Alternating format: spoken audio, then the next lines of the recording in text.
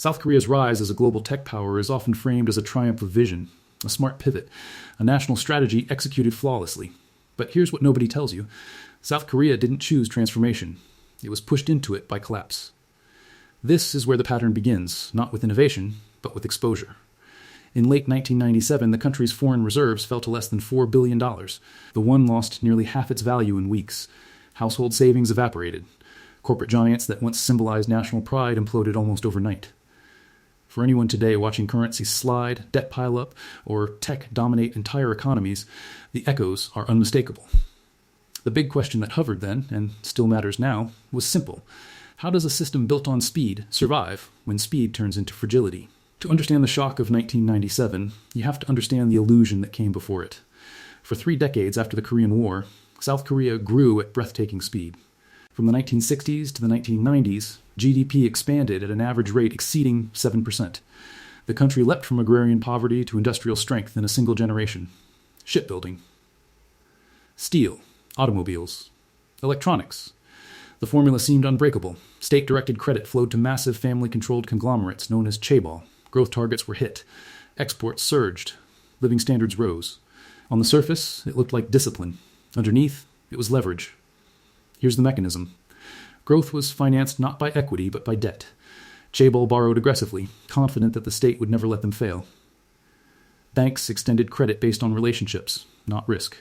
Returns were thin, but expansion was relentless. Not resilience. Scale, not balance. Speed. For years, global capital rewarded this model because results were visible and spectacular. Everyone thought they were safe. They weren't. Because systems built on implicit guarantees only function while confidence holds. The trigger came from outside, but the vulnerability was internal. When capital fled emerging markets across Asia in 1997, South Korea was exposed. Short-term foreign debt exceeded reserves. The currency collapsed. Interest rates spiked. Firms that looked profitable on paper were revealed as hollow once refinancing stopped. Within months, giants like Daewoo unraveled. Unemployment tripled. Suicide rates surged. This wasn't a recession. It was a reckoning. The danger wasn't what they saw. It was what they ignored for decades. Leverage without accountability. At first, the response looked humiliating. South Korea turned to the IMF for a $58 billion rescue package, one of the largest in history at the time. Conditions were attached. Austerity. Corporate restructuring. Financial liberalization. Critics called it surrender. But here's why this matters. Crisis strips away narratives and leaves only arithmetic. The old model no longer worked. The question wasn't whether it should change, but whether it could survive the change. This is where the pattern shifts, not collapse. Reset. The government allowed bankruptcies that would have been unthinkable before. Banks were restructured. Debt was written down. Foreign ownership rules were loosened. Labor markets were made more flexible at enormous social cost. Protest filled the streets. Families sold gold to support national reserves. It wasn't patriotic symbolism. It was desperation turned collective. Let me show you exactly how rare this moment was. Societies usually resist reform until collapse. South Korea reformed through collapse. At first, it looked like devastation without direction.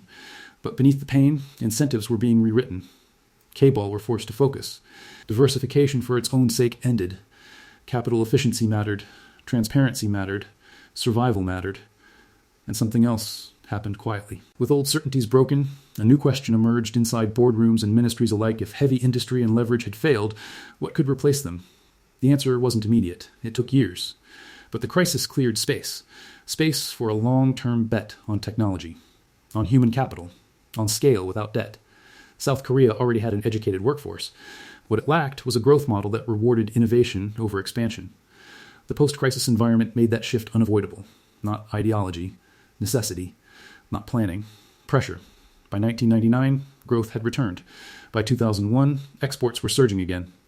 But the economy was not the same. The old system had been broken open. And in the fractures, a new trajectory began to form, one that would eventually make South Korea synonymous not with recovery, but with global technology dominance. How that happened and what it cost is where the next phase of the pattern reveals itself. South Korea's recovery after 1997 didn't just restore growth. It rewired priorities. Here's what nobody tells you. Crises don't create new strengths. They reveal which ones are worth betting on. The post-crisis years forced South Korea to choose between rebuilding the old model or designing a new one.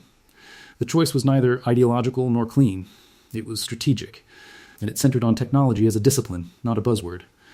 This is where the pattern deepens, from survival to reinvention. Here's the mechanism. After the crisis, capital became expensive and scrutiny intense. Easy debt was gone. That alone changed behavior. Firms could no longer grow by borrowing their way into scale. They had to earn it. Investment shifted towards sectors where returns depended on knowledge, not raw leverage. Semiconductors, displays, telecommunications, software. The government didn't abandon industry, it refocused it. Broadband infrastructure was built aggressively. By the early 2000s, South Korea had one of the world's fastest internet networks. Education policy doubled down on science and engineering, not slogans, systems. At first, it looked like a miracle. Then the bill arrived. Competition intensified. Smaller firms were squeezed. Labor insecurity persisted, but the direction held. Companies like Samsung and LG shed low-margin businesses and concentrated on global leadership in a narrow set of technologies. Scale returned, but this time anchored in productivity, not protection. Analysts suggest this focus allowed South Korea to climb the value chain instead of competing solely on cost. Exports shifted from steel and ships toward chips and smartphones. By 2010, South Korea had become one of the world's largest semiconductor exporters. Everyone celebrated the outcome. Fewer examined the trade-offs. The danger wasn't what they saw, it was what they ignored. Tech concentration created new dependencies. Cycles became sharper. Global demand mattered more than ever. Household debt rose again, this time in a different form. Inequality between large conglomerates and smaller firms widened. This is the recurring trap. Escaping one vulnerability often creates another. The difference is whether the new risk is understood. If this pattern applies more broadly, South Korea's story suggests that successful post-crisis transformation requires three conditions. First, forced transparency. Collapse must reveal the system's true weaknesses. Second, discipline. Inefficient structures must be allowed to fail. Third, a focused bet. Growth must be rebuilt around strengths that scale globally.